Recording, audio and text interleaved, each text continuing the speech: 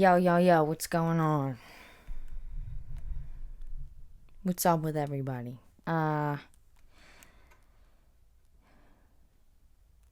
Yes, it's been a bit.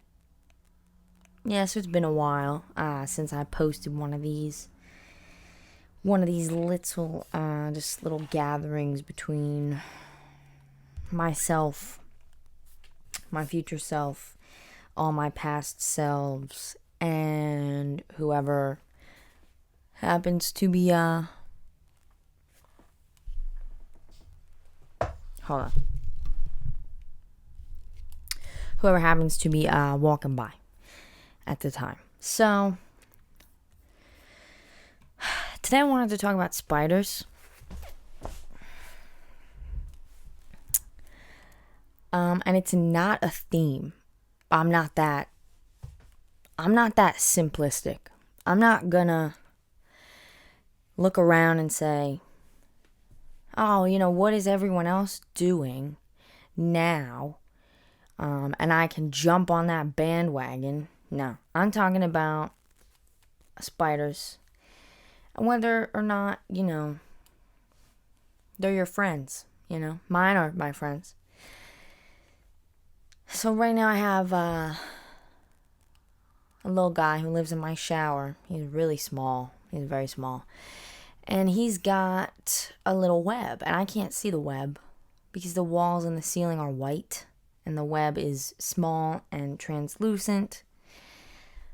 But this little guy's been living in the top corner of my shower for probably about a month. He had a bug in there. One of the first days that I had noticed him, he did have a bug. He hasn't had a bug in a while, and I thought he was dead because he crawled up into a ball and stayed in the same spot in the ball for days, like a week. So I don't know if he was just kind of I don't know what he was doing, but he hasn't had a meal that I know of in at least 2 weeks. And I know this because I started paying attention to him when I first saw him. Just in case, if he's there and then I'm showering and he's not there, I'm re-shampooing is all I'm going to say. I'm checking to make sure. But I was about to get the baby in the bath, and I realized the little guy wasn't up there. And I saw him in the tub. And I had already started running the water. I was a little reckless. And I picked him up on a piece of toilet paper. He was too fast for me. And here's the thing, I like him. I like to look at him. I like what he does. He catches little bugs. He hasn't had a meal, but that's his goal. He's trying to help. We built our house on his land. We didn't even build the house. Whoever built this house, he was here first, his ancestors. And I know that's a common way of thinking in America these days. It's kind of senseless. Keeping politics out of it, because I know people are going to be like, oh my God. I'm not getting political, okay? Keep your mind off. Stop watching TV, okay? Hear my words. Hear the words I'm saying. And just listen to those, okay? All right? The land that we're on has been stolen from the people who stole it from the people who stole it from the people the whole time, all the way back to the animals. So by the logic of the people who are getting a little worked up, it's like, then let's let all our pets run loose. Let's take our clothes off. Let's drag our knuckles on the ground, okay? And let's give it back to the animals and the spiders, because my boy hasn't had a meal because we have all these walls up. And we have a screen on the window, and we got a screen on the door, and we got, this and that to keep bugs out. So which is it, So I pick him up on the toilet paper because I don't want him to crawl into the baby's little bath.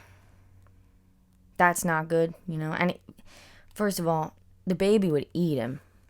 She's got her pincher grasp going great, so she would pick it up and eat it, and that would be bad for everyone. But he doesn't like the water, so I pick him up on the toilet paper, And he's crawling so fast, he's almost on my hand. And I'm like, oh shit. So I'm moving around and I dropped him into the water and I felt really bad. He was all right. I picked him right up to dry out, and I put him, he would not go back on the wall where his web was. So I put him on a ledge on the other side of the bathroom, a little tiny ledge on the wall.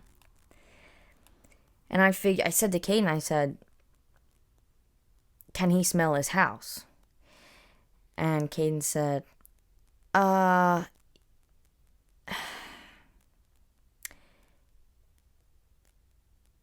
something like that. I think he has some sort of electromagnetic sense of where his home is. That he's they can do it themselves, basically. He's got it. He's a spider. He got it. It's a small room. He can figure it out. And I was like, all right, lit. So I left him there. Caden gave the baby a bath. I did, dinner or whatever, shit I was doing. And I came back a little bit later, a couple hours to pee, and I look. And I'm like, where's the spider? I don't see him. And I'm like, that speck there, that can't be the spider. That's where I left him, but I said, that can't be him. It's too small. And when I looked, it was him. And he had his arms all tucked under his body. He was so forlorn. He was lost. He was so sad. He hadn't moved. He was away from his home. And so I picked him up on I think a piece of paper, actually. And I brought the paper. I picked him up and I got him. And he wasn't moving that fast this time because he was he's dried up, but a little wet and a little sad. And I moved him to the corner where his home was. And actually, I made contact with the web before I thought I would. It was lower than I thought, which is about 6 inches down from the ceiling. Which, he's small. I mean, he did a good job. Let me tell you, okay? My baby's 10 months old. I got another baby on the way. I have motherly instincts. And I have 2 little sisters, one of whom I was 11 when she was born. So I was very maternal, and I remember her being a baby, and I remember, loving on her and being very, like, it's different with my kid, but when she would do something new, it's like the pride you feel, like your tears almost well up in your eyes. Even with, a sibling or a little cousin or something. But so I've been in mom mode now for 10 months straight. I'm a stay-at-home mom. I'm lucky. And it's hard. I'm not saying, you know what I mean? I'm going to get to that. What I was about to say, I'm going to get to that. I got to be careful. Anyway, what I wanted to bring up, what inspired me to sit down and do this podcast was not spiders, okay? That was an afterthought. But when I put this spider back in the corner and he made contact with his web, okay, he was so happy. And I'm telling you, this spider was happy. Me, if you know me, it's not a surprise. If you're not the kind of person who really can be like, oh, well, spiders have feelings. Well, they have a soul. I believe that. And so, of course, I'm the kind of person who's like, yeah, he was happy. Like, yeah, like the spider is happy. I could tell by his energy. Like, yeah, that's so me. I'm telling you, this spider was forlorn, dude. He was out of his element when I tried to pick him up in the bath, and he was moving real quick. He was still happy. He was still himself. And when I put him on that wall, he moved maybe 6 inches in 2 hours. He was lost. He was wet and he was lost. And he was like, I'm going to die here. And when he made contact with his web, he was so fucking happy that it did bring tears to my eyes. And this is coming from a pregnant new mom. So don't you think everything brings tears to my eyes? You know what I mean? Like, everything my kid does, my kid says mama all day, and randomly it just hits me and it makes me cry. It's so sweet. But something about this, me bringing this spider back to life with just bringing him home, was just so moving to me. And at the same time, so he's little, but there's a big guy who lives in our living room, okay? He's a grass spider. They get in, the front door is always locked to people. I don't think anyone could break that fucking door down. It's always locked. But there's the crack in the floor. I think spiders can get through it. And it's getting cold. They need somewhere to go. They can detect. Caden told me, I said, why do these bugs go to our house, you know? He said, because it stays warm all night. And they know that. They can detect that. So I saw 2 of these grass spiders in one day. And I let them out because it was daytime. We're playing, me and Murph. And like I said, you know, I don't know what she would turn into if she ate a spider. I don't know if she would become something else. And I just can't, I don't want to see the image of her if she doesn't swallow it, you know. Me turning around and a spider crawling out of her mouth, you know. I might have to have some words with a baby that has a spider crawling out of its mouth. I don't know if I can trust that baby anymore. So I'm like, all right, you guys got to go. I pick him up. But there was still a grass spider that night. And he's kind, you know. He's a little anxious boy. He only comes out at night when no one's moving around. I'm sure that's instinctual. I think he lives under the couch. Because I'll be doing, you know, after Caden and Murphy go to bed, I'll be doing my thing, you know, bopping here, cleaning this, bopping there, folding that, doing this, doing that. And I'm going back and forth from the nursery to the living room to the bathroom to the living room. And I'm pregnant, so I'm peeing every 5 minutes.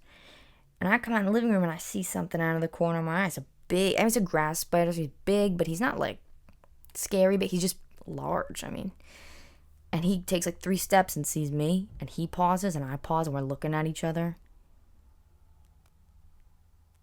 And I take like a step back and he takes 2 steps back. And then I take 3 more steps back and he starts moving forward. So I move forward, he moves back. And I'm like, listen, I'm not going to hurt you. This is what I told him. Vibrations and all, words. Sound is vibration. Thought is vibration. Communication, you know, it's all vibration. If you break everything down, it's just vibrations, waves and particles and shit. So it's important to use your words and it's important to use your energy to communicate, right? So I said, listen, I'm not here to hurt you. I'm here to turn the heat down. Mama's sweating at midnight on a 40-degree night. Okay? I'm here to turn the heat down. My family has blankets. They're fine. Turning the heat down. Just you give me a second and you can go, you know, eat the roly-polies that, you know, sneak in through the crevice under the whatever. I don't know. You know, he's here for a reason. There's bugs here. He's on the hunt for bugs. So he goes under the couch. He lets me turn the heat off. I go back, finish folding the clothes. I come back out. And he's making his way across the kitchen floor. And he fucking stops and turns and looks at me. I swear to God, he turns his body to face me. And I said, you know, I said what I said, be on your way. Turned back around, kept moving in the direction he was moving. I didn't see him again till the next night. So, he's a polite guy. You know what I mean? These spiders are good. You know, when you kill even a bug. And okay, I eat meat. You know what I mean? If there's a nasty bug, like a scary looking thing or a stink bug, yes, I will catch that and I will dispose of it. But a spider, I mean, people who are like, oh, the spider bit me. No, it didn't. Okay, that's incredibly rare. Okay, if you wake up in the middle of the night and you got a little bump on your leg, it's probably an ingrown hair, like some kind of clogged sebaceous gland, maybe a mosquito, you know. But it's probably most likely not a spider. Spiders are not going to crawl into your bed and bite you. That's so rare. I learned that from Caden. He's smart. He knows a lot.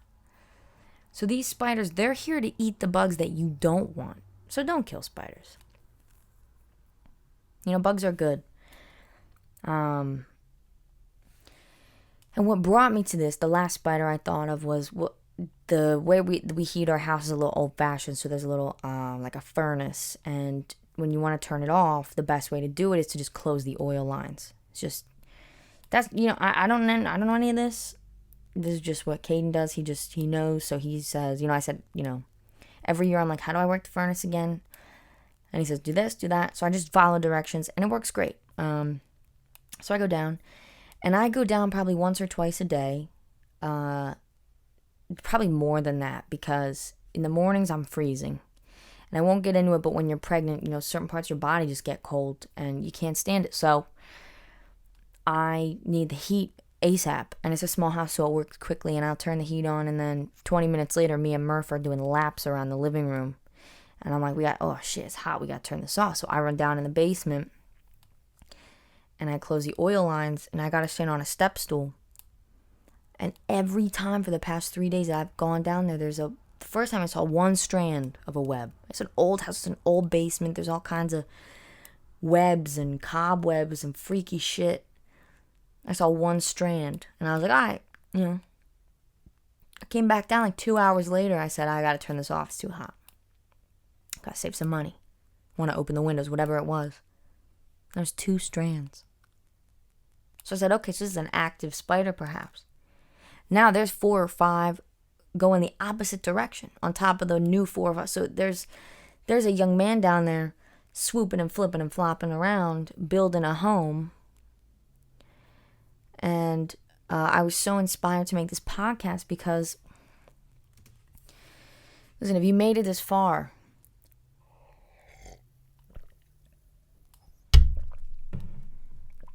I'm sorry about that loud noise. It's my lemon water. Listen, if you made it this far, then you earned. Then you get this next thing. You earned it. So, thank you to all my spider friends. Has nothing to do with Halloween. Shut the fuck up about that. I'm not. Halloween's great. You know, good, great. But yeah, so I am really in the thick of breaking generational cycles in my family.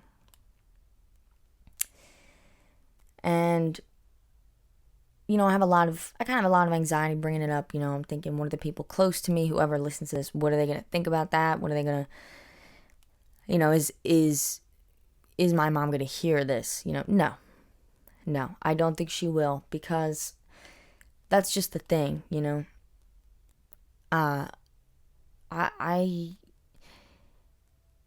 This is going to sound a little whiny. This isn't the reason I'm breaking the cycles. But the art that I want to make, the art that I enjoy to make, the art that I enjoy making is not in my image of her. Is not in her image of me, I should say. Can you tell? It's interesting that I'm blundering my words now. It's interesting because I'm talking about something that's a little more, it's like a little more stressful to talk about, I guess. Though it's me, so nothing really stresses me out to talk about. I could give you full details of the worst thing that have ever happened to me without, like, clinical. And then I'll go cry about it in private 2 days later, 3 days later. But no, I know she's not going to listen to this because my interests are of no interest to her. And I'm not trying to be mean. I'm not throwing insults. I'm not talking shit. It's my podcast. You know, it's my cup of joe. Today it's a cup of lemon water. I can't have too much coffee. I'm preggo. I'm already doing the half-calf Folgers. And I already had a couple little cups today, so I can't. I shouldn't keep on drinking it. So I'm gonna alkalize the body with some lemon water. Yeah, she's a narcissist. She's not narcissistic. Many people are narcissistic, especially in this society. I am certainly narcissistic at times, but not everyone is a narcissist with a diagnosable list of criterion. So for a narcissist, it's like if the world around them gives evidence to suggest that it does not reflect the way that they see it, read that as they choose to see it or want to see it or believe that it is, the way that they see it. If the world around them gives them evidence to suggest that the way that they see the world is wrong, they will ignore it, they will make fun of it, they will lash out, depending on the extremity of the situation. So most of the times it's from my mom. I'm not an expert by any means, but with my mom, it's like she'd rather hear me sing a song that she used to do at karaoke than a song I wrote myself. And that's just one of the many things. But it's interesting because I see the other members of my immediate family. My families, we do a lot of enabling. These are the themes of my immediate family unit. I'm not talking about my extended family, really, my aunts, uncles, I'm sure grandparents, yes, had to have had a hand in this. And that might be blasphemous for if any of my family members hear this, Guaranteed this podcast will get at most 23 to 43 views. And I don't even know where they come from, because I don't listen to it. So if this is blasphemous to you to hear me say this about grandparents, I do apologize for if I'm causing you discomfort. But it's just reality, fam. It's just reality. Cycles happen. You take a look at your parents' parents. What did they do to cause your parents to react and act the opposite or the same way that they did? And then, they suffered as a result of the mistakes their parents made. Every parent makes mistakes. They behave a certain way. Then their children suffer as a result of whatever area, they're lacking in. So, here's a great example, right? So when I grew up, the house I lived in, I won't be too specific. I don't want to, was not in livable conditions, right? So one parent had us in a home that was not in livable conditions. It was a big secret. You knew not to talk about it. If anyone knew, we wouldn't have been in that house. I mean, if anyone knew really how bad it was, we would not have been allowed legally by law to be in that house. I know it. I know it for a fact. There's a whole TV show about it. I know it. And the other parent, my mom, was absent. I gave it away. Was absent, basically. She was there. We went back and forth week to week, but she was negligent, right? When we were younger, she would sleep. When we were older, she would go out or emotionally negligent or be, on substances. So she was not there for me. So now it's interesting because as I'm actively trying to break the cycles of those two, just in this instance, those specific mistakes, having an unlivable home on one side, physically, though I was having like support. I was going to school. My dad was there for me, emotionally and physically, took us to doctor's appointments, fed us, did all this stuff. And then my mom was negligent emotionally, physically, mentally. As I'm trying to break both of those cycles at the same time. So keep a very nice, clean, positive environment, safe and clean and livable, and be a present, sober, attentive mother. It's interesting because I'm actually, sometimes during the day, I'll catch myself and say, hold on now. The baby is having independent play, which is great for baby. She's in a safe place. She has very educational toys, very safe room. It's like Trump, very educational toys, very safe room. She's very safe, but I'll find that instead of maybe letting the dishes go, and sitting on the floor, I'm playing with her for 2 hours straight, right? Which is fine. It's a lot of fun. I'll do the dishes for 1 hour and 5 minutes. And I'll clean the kitchen and I'll make everything real clean because I'm like, it has to be clean. I don't want to have us in a situation where it's a mess or it's dirty or bugs come or it smells bad. But by doing that, I'm actually continuing on the cycle of neglect. Even though my intentions are good, all Murphy knows is mommy's not playing with me. I've been playing by myself for longer than half an hour or whatever the independent playtime I like to have her do would be. You see what I'm saying? You know, and as a new parent, it is hard to talk about. It is difficult to like admit, I feel like I'm walking on a minefield here. It's like, oh, if people listen to this and say, oh, she's a bad mom for doing that, leave your kid alone for an hour. Listen, our house is 2 feet big. I literally am, she's looking at me while she's playing. I'm singing to her while I'm doing the dishes. You know what I mean? It's like, I'm not in a different wing of the house. But you see, Dr. Gabor Mate, he talked about how he was a child in Poland during the early stages of what would be World War II. And his mother, when he was 11, left him on a street corner where a stranger came and picked him up.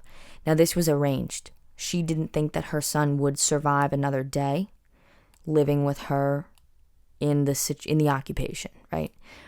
So she arranged with someone who her son considered a stranger to pick him up at this corner at this time in a somewhat clandestine, casual sort of way, right? An 11-year-old is not going to rationalize that and say, wow, my mom left me here all by myself in the cold in a what's becoming a war-torn or a very politically tense country. She did that for me. Oh my God. She made this sacrifice that makes me feel so warm and fuzzy inside. He's thinking, why is mommy walking away from me? Why did my mommy leave me? 17 years old, maybe you understand a little better. Why did my mom leave me? Abandonment issues. That's abandonment issues, right? So he talked about, this is all him. I'm just kind of reiterating what he said that I heard in a podcast that led me to be aware of how my actions, I may be actively trying to break cycles, but my actions are keeping the cycles going, right? When he moved to America, got his doctorate because his mother was poor and the strangers who got him were poor. And he said, I'm going to be a doctor and I'm going to make so much money for my kids. They're not going to want for anything because I just wanted some fucking water and some bread and a coat. That's all I wanted. So they're not going to want for anything. He worked long hours. He would go on business trips. He would learn. He would do all this stuff trying to, to him, he knows he's working his ass off for his kids, but what are his kids seeing? Mom, is Dad going to be home tonight? No, he's at a seminar learning about, brain surgery. I don't fucking know. I don't know the details. Dad, can you stay and play with us? No, I have to go to work. I'm sorry. Abandonment issues. So he's trying to break the cycles. He's trying to break one cycle, and by going all out to break that cycle, he's actually continuing another cycle. How crazy is that? So I believe that these cycles are karmic. I believe that when we enter into this earthly realm, it might not be as simple as this, but in Earth's physical laws, it's almost, I picture it like you sit down with your spirit guides or your higher self, and they pop in a DVD and they say, this is what your life's going to be like on Earth. And they give you a little clipboard, and it's like, you're gonna fall down and scrape your knee when you're 5. You're gonna get bullied from 2nd through 6th grade. Then you're gonna make friends. Those friends are gonna abandon you. Then you're gonna have an accident and hit your head. You're gonna suffer with alcoholism, anorexia, bulimia. You're gonna go to your school, your dream school, but you're gonna drop out because of your alcoholism and depression. You're gonna move in with your mom. You're gonna have a miscarriage. Like, you're gonna go through all these things, and you agree to this contract when you start this life. That's what I think. And not only that simplistic thing, it's like, you're going to get bullied, you're going to hit your head. Like, here's a checklist of what your mother's mother went through in her life, how that impacted your mother, how that's going to impact you. And these are the lessons that your grandmother needs to learn in her life, or they're going to be passed on to your mother, and so on and so on and so on. I believe that it's karmic and it's ancestral. We're all one. I mean, we are all just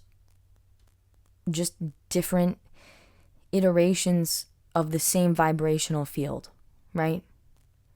The water in my cup is made of the same shit as the words I'm speaking into the microphone that you're hearing right now. So,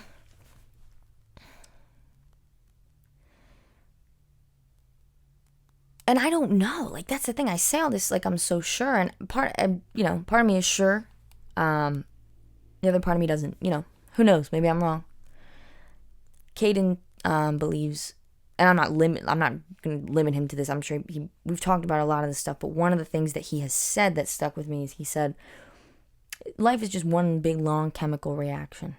Starting from the beginning of Earth to now to however long it goes. It's a long chemical reaction. That's so interesting, man. That is such a cool perspective. Because it's true. I mean, like, it's not wrong.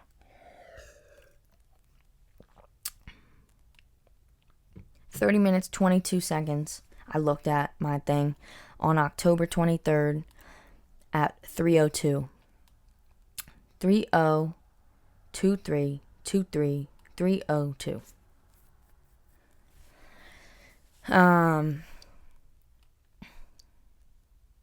Yeah, I know I'm on the right path these days. Because when I first tuned into the numbers, catching triple digits, some people get real deep into it, numerology or gematria, it's just like the code of life, you know what I mean? Like numbers are something you can't argue with.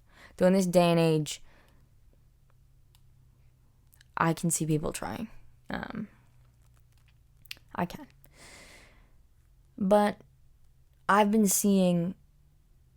haven't had this many numerological synchronicities since I was in college, breaking up with my college boyfriend, moving in with my best friends, and beginning the courtship with Caden. I would see, dude, oh my God. Like, Julia and I would be like, what the fuck?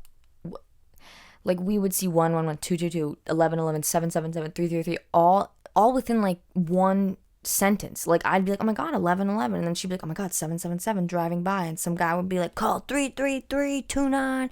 And I'm like, oh my God. Numerological synchronicities. And I've been seeing, for a while I didn't.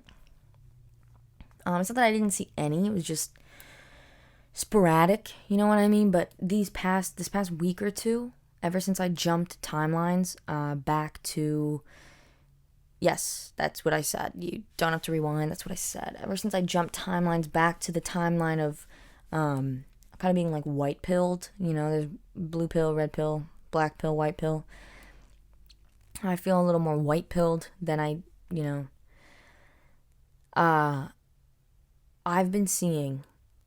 I mean, it's constant. I sat down to make this. I was setting myself up. Because with the baby, it's so hard. So, my whole studio, Grace was living with us.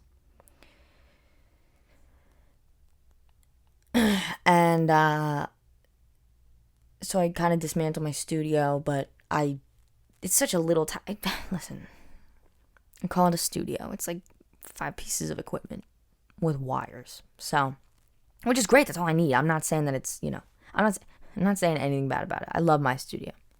But I just like to have an accurate picture painted. And it's just a room upstairs. We moved some of our plants up here. We moved our coffee table up here. We got a futon. We got some office supplies. My microphone. My PreSonus audio box. Caden just got me a little MIDI keyboard, so maybe I'll be making my own music. I just plug that shit in, my headphones and my laptop. And when I sat down to do it, I was hit so hard with inspiration that I was going to fold all the laundry, and that's a lot of laundry. And I said, Caden, he's changing my oil. I said, I have to record a podcast. I have to. He's like, yeah, go do it. Have fun. Gave him the baby monitor. Boom. I'm up here. I look at my phone. What does it say? 222. 222. I'm driving in Bridget's yesterday, and I'm taking a break from listening to Sesame Street and The Wiggles because Murph fell asleep. And I've been practicing listening to silence, like, instead of constantly having something bombarding my ears so that I don't have to focus on my own thoughts. If I don't play an audiobook or play a meditation or something, I will not sleep. I will not. It won't sleep. So, but driving's a little, you don't want to sleep when you're driving, so I'm putting on the silence. And immediately, without a distraction, my mind goes into overthinking mode. And I'm overthinking, and I'm getting anxious, and I'm starting to cry. And I pass a man almost out in the road. And it's a little country roads, almost out in the road, like fisting his mailbox. I can't just put the flag up, put the thing in the mailbox, and go and move on. And he's out in the road, and there's another car on the other side. So I'm trying to swerve him without killing myself. And his other arm was blocking the front of the mailbox. And just as I'm driving by, he lifts his arm up and it says 333. And I was like, oh, a sign, man. 333, man. That's angels, yo. That's angels, dude. And I was like, oh, I just took a breath and I was like, all right, man. And I turned left and I turned right real quick. And as I'm driving, 3333. The first mailbox, I say 3333. Just as if I didn't get the first message. You know? And that feels nice. That's a very comforting feeling. And that's how you know you're on the right path. By you, I should be saying I. Because maybe not everyone's the numbers, maybe not for everyone. But for me, it sure is. It's always been the numbers. And I know what I mean is I'm on the right path. So what's changed? It's like, well, I cut ties with my mom. I think I heavily implied that earlier in the video. I cut ties. And that's not something that you do in my family. We have all done and said things to each other that have been hurtful, that have in some cases traumatized each other. And that doesn't just go parent to child, that goes child to parent. My dad has peeled me half dead off the sidewalk many times. And that is traumatic for a parent, right?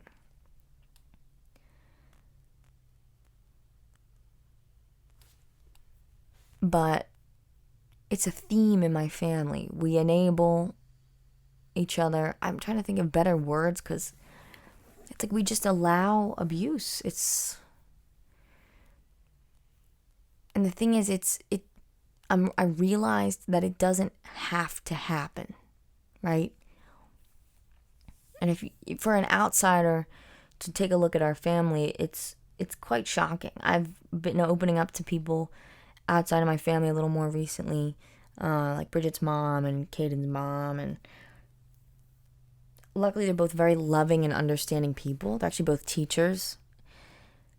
But you can see as I'm not, I'm trying not, I hope I'm not being, I don't think I'm being inappropriate with it. It's, I'm opening up to people who want to mother me. You know what I mean? That's kind of something I need. So I'm not good at opening up, but I take it, I'm like, oh, like they both are like, I'll be your mom, I'll be your mom now. And I'm like,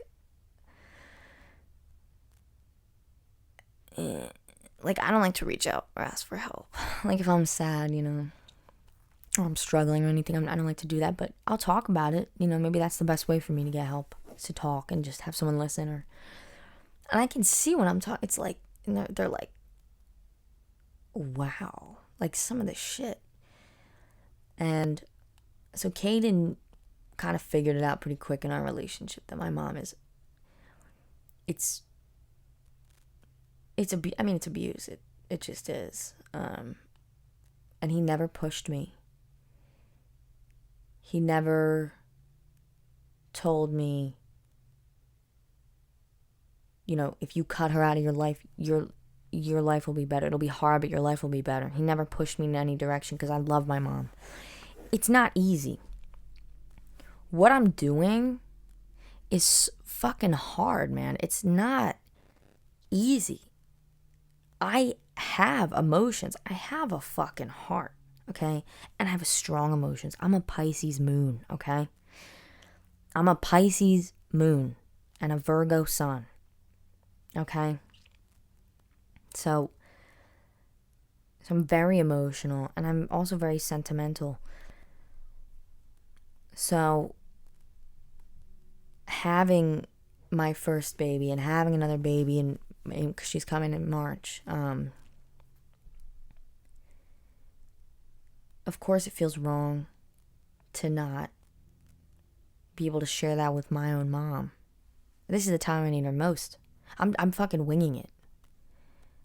And I would say I'm doing a damn good job. But I'm pretty much winging it. And the rest of my family is still monetarily supporting her, or living with her, or hanging out with her. And I guess it would be wrong or unfair. It's not my job to make these people cut ties with someone who's abusing them, or you know, whatever. I mean, hurting them in some sort of way. It's not my job, but it's fucking blown my hair back just how my eyes are so open to how wrong it all is. It's wrong what she does. And I don't know how valuable this is going to be if I don't go into it. And I don't want to just, like, it just feels a little wrong, like gossipy to be like, and then she did this, and then she did that, and then she did that. Like complaining, or like, I don't know. But I will say her substance use is extremely problematic. She has put our lives in danger. She's put her own life in danger. The sibling that she lives with right now, of mine, and her dad, they have to lock themselves in their bedrooms. This is a grown man. He's a huge person. Like, they have to lock themselves in their bedrooms at night while she pounds on the door, tries to break it down, threatens all kinds of violence, threatens violence against herself, breaks things, and continues to use some prescription substances and sometimes just alcohol. And you know what, to be honest, I don't know what else, to be honest. And these are things that for a lot of people are hard to talk about, hard to hear, kind of taboo. But, you know, I'm kind of living in an echo chamber where it's like the only people, and now Caden gets it. Caden, you know, we had a very deep and serious talk about, you know, plans for the future, you know, how, because he knows I need this support, you know, how do we go about holidays if sometimes my emotions cloud, of course, and I'm only human, my emotions and my, you know, need or my desire to have a mother in my life, like, or my kids' lives, like a grandmother, that clouds like all the work I've done, you know, because it's not easy. And the family who still does all this stuff to support her and let her in their lives, and she's a master manipulator, man. We took the psychopath test, the real one, like the real, not just like, are you a psychopath, on BuzzFeed, like the, you know, it's like a certain amount of questions. Like, she scored in the 99th percentile. I mean, that's like unheard. Like, that's, yeah, yes, she is a psychopath. Yes, you know. So any therapy would be completely invaluable to her. She's been in rehab upwards of 30 times in her life. It did nothing. And she's had a lot of trauma. It comes from trauma. I would actually say she's probably a sociopath more than a psychopath. She had a lot of trauma. And yes, you can trace it back. She's ill. Yes. Addiction is a disease. Yes. All this and that. Yes, I agree with all that. I know it's true. But, you know, you do what you have to do to fix it. There's plenty we're in fucking America. She has healthcare through the government. Everything's free for her. Fix it. Be a parent. You know? It's not easy. No one said it's easy. No one said it feels good to be selfless and to put someone else first, right? But Kate and I had this talk about what we're going to do about holidays, right? Where, like, because if we're all living in somewhat, close enough to be going to each other's houses on the holidays, that's going to be hard for me, right? Because I'm a sentimental person. So that's going to be hard for me to not have my mom there. And it's especially hard when the rest of my family is still, they have her around and they're doing stuff with her and they're giving her money to, she lies. She says, I need medicine or I need food. And no, she doesn't. I've seen her. She just gambles it or she spends it on beer or cigarettes or drugs.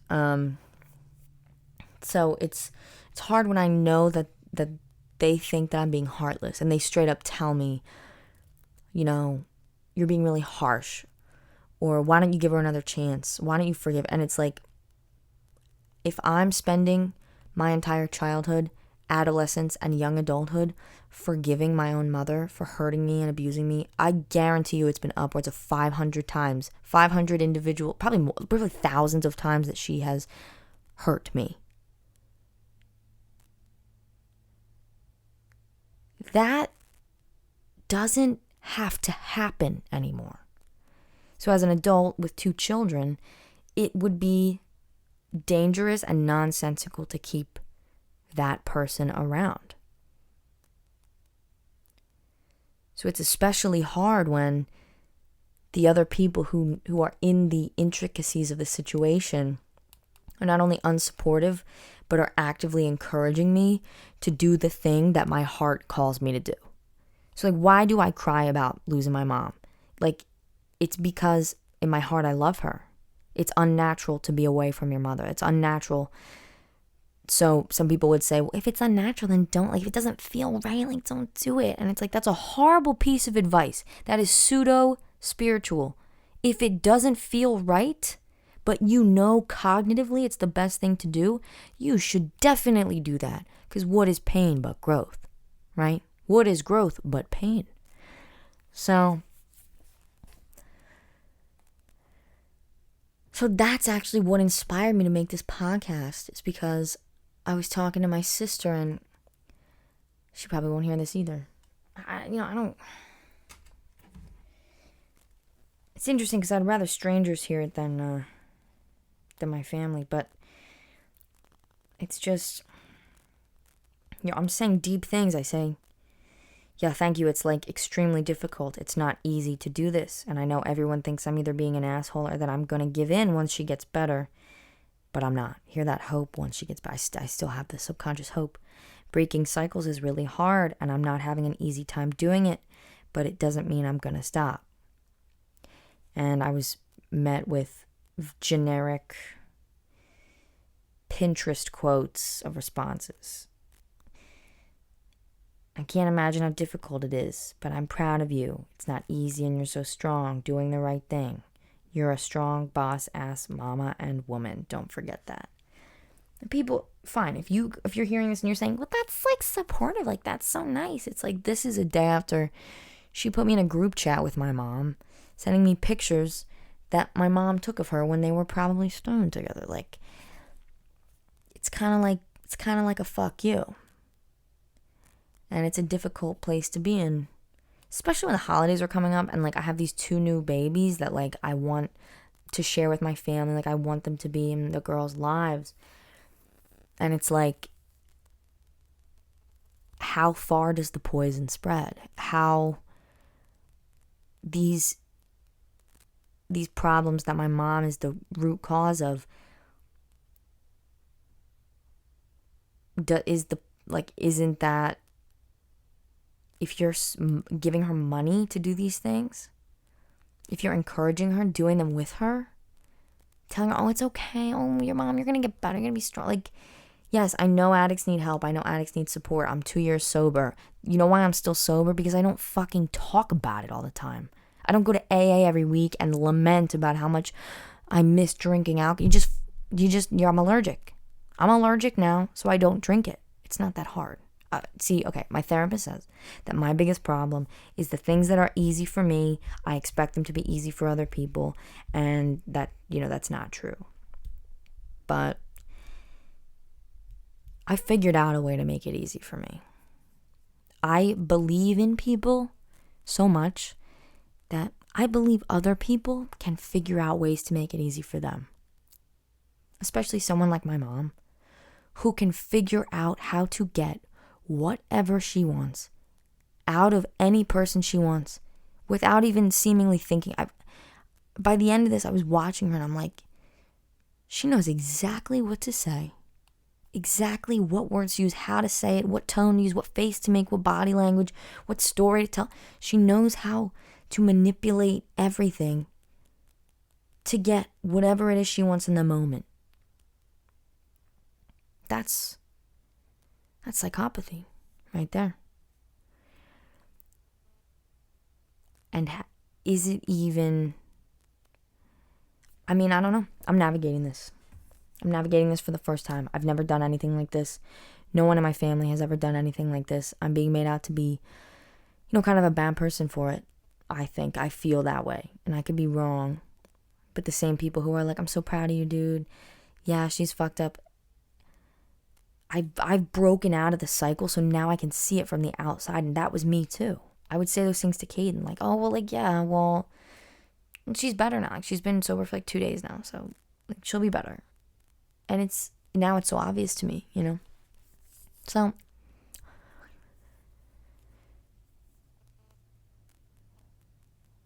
spiders are a symbol for women or mothers. They are. So I thought it would be so fitting to start with spiders. I did pack that cushioning on there for about 16 minutes of me talking about the spiders in my house. So I would say, to all you out there, turn off the TV, okay? Because the TV, the people and the plot lines and the stories on TV, they don't want educated, strong, alert, critically thinking people in the world. Okay, that's too hard to manage. That's too difficult to run. 8 billion people, if there are even 8 billion people in the world. Okay, I don't know if I believe that. Next podcast is going to be about everything is fake. But they don't want that, So if you have a diagnosis of depression or of substance use or anything like that, the people who are supposed to help you out of it are actually going to convince you that there's no way out of it unless you take medication and focus, like, where the energy flows, it goes. What is it again? I don't know. It's like where energy flows, energy goes, or some quote. It's like, if you think you can't overcome something, I'm telling you, you can. If there's something hard, impossible, something that seems impossible to do, but it will be best for you to do it, even if every other person around you is going against you on it, then go move to a new spot. Go be around other people. There is nothing that you can't do if you believe in it. And this sounds so cliche. Hear my words. Don't picture them on a Pinterest quote background, because I'm being a hypocrite here by saying things that, are Pinteresty quotes. I'm telling you. Everything is set up to make it harder for you. Depression, yes, is a disease. A lot of people who have depression, just take a look at what you're eating. Okay, fix what you're eating. If you have problems with substance abuse, get out of the environment you're in. And if you go from, okay, well, I'm going to be sober, I'm going to stop going to the bar, I'm going to start going to AA meetings. Do you not see Do you not see what you're doing? You're going out of one room that's focused entirely on alcohol to another room that is focused entirely on alcohol. It's not wrong when people say exercise, sunlight, water, getting good nutrition, getting the right amount of sleep, positive affirmations. There's a reason that the people who do these things are usually more successful. Stick to them too. And I'm not perfect, but I wouldn't be able to be doing the hard things that I'm doing if I weren't at least making efforts in these areas, right?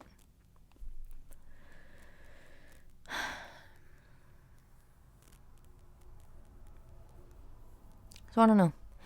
Another nice rambly podcast to go with your cup of lemon water for the day. And now that I hit this little pot of inspiration and I got this little studio set up back up, I have a feeling I gotta go back. I have a feeling Murph might need me. So Caden's down there, but I gotta, she says mama all day. So, all right. I hope you guys have a great day. I hope you have a great time and a great day. All right, I'll see you next time on Cup of Joe and the Devil You Know.